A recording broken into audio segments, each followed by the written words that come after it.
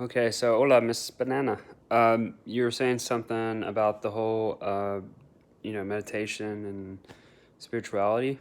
Um, I've done acid and mushrooms.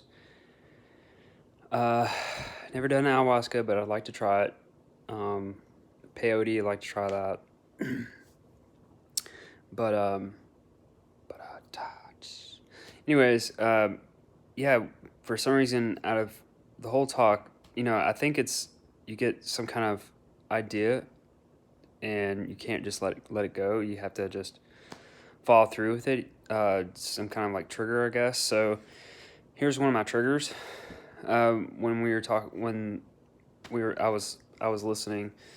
I try. There's so many, like you said, there's so many layers, so many different paths and all this.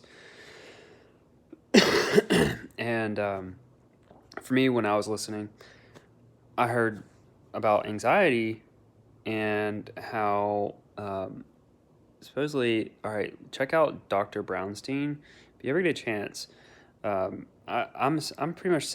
You say you're not anymore, but for me, I have been um, just not really so much anxiety as more as just unsettled, and so grass and weed juice. So like you need a garden, grow your own food, watch Back to Eden film. I think I've said this in the last video. I'm not terribly sure, and I don't know if you ever got to see it. But anyways, all right. So here's Lugo's iodine, and you want to take about two droppers worth a day, and they did a so look at Dr. Brownstein and the iodine crisis, and within it it talks about how they did this experiment with two pregnant women. See, supposedly iodine is a big thing for women, and if you're not getting enough, you have these kind of side effects. Just overall health in general, but there's tons of different ways that it can affect you, and one of those is anxiety. You might not have it, but it's like coping. Your body copes. So like you could have all kind of things that you're dealing with, and you can cope with it, but it doesn't mean it's gone. It just means that you're putting extra energy into it, and you spend more time um, putting energy towards those things than just not having them at all.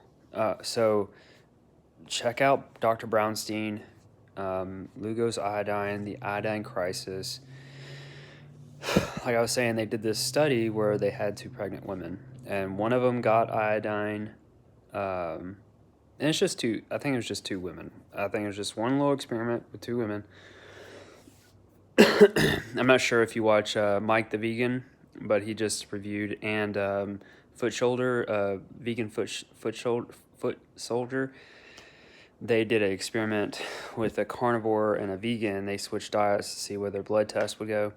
Well, it's the same kind of idea. It's not the greatest of tests, but it's just it's better than nothing, I guess. Um, so what they did with this iodine, this Lugo's iodine, is one woman was pregnant with no iodine, just eating her standard diet, and then another woman with iodine, added to what she was already doing.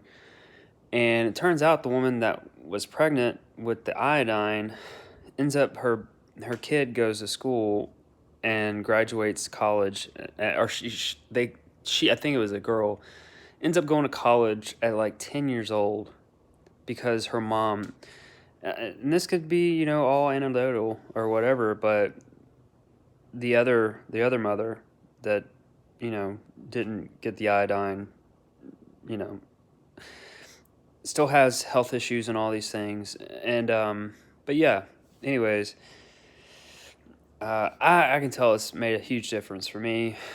I definitely still do the weed and grass juice, drinking your yard, healthy yard, like a wild yard, not a manicured, sprayed yard. And then grow your own food, right? You want to grow your own food. But yeah, it's definitely been a big support. So, and it's relatively inexpensive. Lugo's iodine, This is J. Crow's, the one I got from the internet. But there's a bunch of different varieties out there. But I think this is the one. Just put in Lugo's iodine. It'll show you. And I've got the 2%. So it's kind of weird, the dosing. But ultimately, the iodine, because there's iodid and iodine. You want iodine. I mean, iodid is good, but you want iodine, and you want to get at least 13.5 milligrams a day. 13.5, and the daily recommended dosage of iodine, or amount, is in the our RDA or whatever from our our government is 0.05 milligrams, and that's why it's called the iodine crisis. Like, you have hundreds of thousands of doctors that are omnivores, and then you have a few hundred that are vegan, and all those hundred thousands of omnivore doctors are in the dark, and you got 100 vegan doctors that are on the cutting edge. So even those doctors, even the vegan doctors that are on the cutting edge, quote unquote, are still not caught up with the iodine situation. So check it out. Like, it's made a huge difference. And like I say, the weed and grass juice as well. And so yeah, like I was saying, the vegan foot soldier and Mike the vegan, yeah, they did this thing about, I think his guy's name is Drew. I'm not sure of his last name or his first name, but something Drew, or Drew something, is a carnist. He used to be a vegan, and he got together with another guy,